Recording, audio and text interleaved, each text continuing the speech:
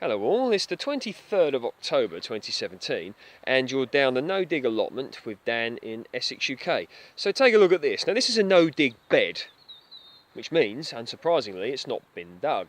And you can see it's a fair size. It's probably about 3 to 4 metres that way and probably about 6 metres that way. So I'm thinking of putting some broad beans in here. I mean, I could set the whole thing with broad beans next month, and hopefully, you know, they'll crop well next year around May, June time. They do say that if you put broad beans in about this time next year, then you will miss the black fly because they'll crop before the black fly. Some people believe that's true, some people don't. But a good thing about no-dig beds is you can use it to enrich your soil, build your soil quality over a period of time, as opposed to just sort of digging it over or rotivating it or whatever and then chucking a load of artificial fertiliser down, which is in many cases the commercial way of doing things. We're not going to be going into that too much today, but I think you guys get the idea. So you can put good quality compost in there, you can put some soil as well, you can put some horse manure in there, a bit of organic matter such as rotting, you know, compostable things such as maybe brassica leaves that you've got left over, etc. And you can use it to build the quality of your soil, maybe a bit of fish blood and bone if that's your thing. And I've been told that rock dust is a very good thing that you can put in your soil as well. And maybe if you're growing, you know, vegetables, you can then put some ash in there if you've got an open fireplace or a wood burner, something like that. So you can use it to build soil quality over a period of time. So I'm expecting good things from this no-dig bed. I've got one here.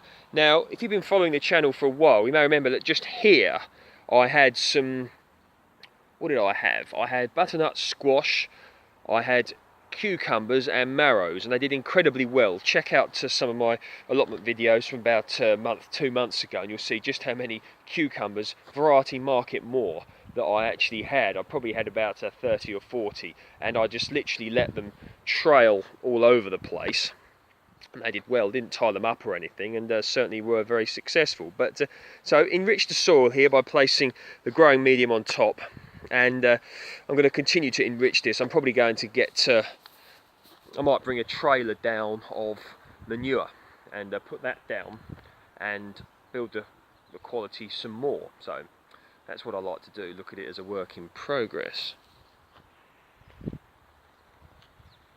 Got the old water tank here. I was given this. Now, and we do have a water source, you know, a free water source down here that's included in the allotment rent, but I might set this up above the shed that's here. You know, they say that rainwater's better, and of course, you know, saving up consumption of water, etc. from the mains can be a good thing, but might set this up sometime. And another no-dig bed here. Excuse me, got a bit of a cough, and this is the same idea. So might set some more broad beans or something in here, maybe some shallots or something along those lines. So now that work's calmed down a little bit, I might you know, have a bit more time to get down here and really get this allotment round. This was the first year of this allotment, and I'm quite happy with the results, to be honest. Didn't have a massive amount of time to, you know, to dedicate to this one, but certainly did, you know, I had some good crops. And here are potatoes still in the ground, so I'm going to be working on taking them out. And you may remember here I had my broad beans. No, I didn't. I had runner beans, and you can see that, yeah, from where I picked them, a few were left in the ground, you know, that fell down from the plants, and they're starting to grow. Of course, they're going to come to absolutely nothing because probably frost is imminent now, and as most of you guys know, broad beans don't tolerate frost. So this is another no-dig bed here. We're going to look to enrich this as well. Not sure what I'm going to put in here. Got a bit of composting going on here. Probably going to cover this up and allow this to rot down, and use it to spread on top of that eventually. Probably not this year or next year, but yeah, that will be very good indeed. So down here I've got the gooseberries here, Hinnon-Mackie green and Hinnon-Mackie red. I've got 2 plants of each, you can see them. These came from one of them budget places a few years ago, and I had them in pots, but I put them in last year and they've done well. They didn't get gooseberry sawfly, which is very important. So yeah, we're going to be looking into that. Probably going to come down here sometime and clear all of this grass here. Need to do that. But plenty of work to do here, but the good thing is now that this no-dig bed is here, I can at least get something in. And you can see there, it's a fair old size. Of course, sometimes the difficulty with the no-dig method can be simply, sourcing the materials, if you want to call them that. But one thing you can do is, make sure you really get into composting and research that, and build yourself some beds and start getting compost ready. That can be a very good thing.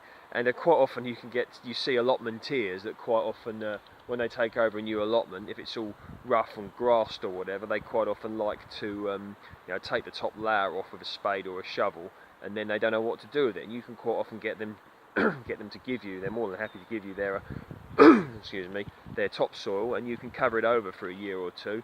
The grass on it will then die, and then you've got some beautiful topsoil you could use to help yourself craft your no-dig beds, mixed with some of your compost and your manure that you've managed to source, and yeah, that can be one way of doing it. So look into that. So I hope you've enjoyed that video. I'll be coming down here in a few weeks and setting this. I may even come down beforehand and cover this up so that weeds don't start to grow, but as the temperatures drop there shouldn't be too much weed growth going on, hopefully. Take care, speak soon.